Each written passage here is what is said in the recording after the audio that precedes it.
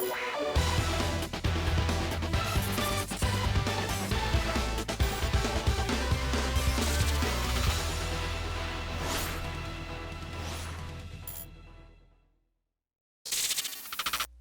everyone, how are you doing? This is MD Tech here with another quick tutorial. In today's tutorial, I'm going to show you guys how to turn the print spooler service on or off on your Windows 7, Windows 8, or Windows 10 computer. So this should be a fairly straightforward tutorial for you guys today. And without further ado, let's jump right into it.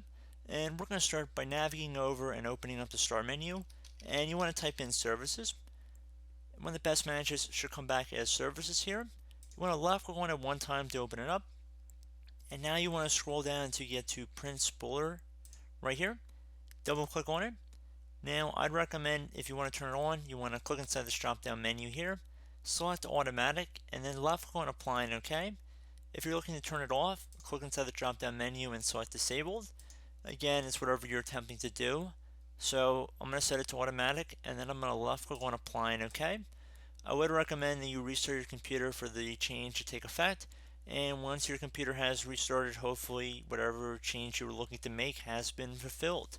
So, as always, thank you guys for watching this brief tutorial. I do hope I was able to help you out, and I look forward to catching all of you in the next tutorial.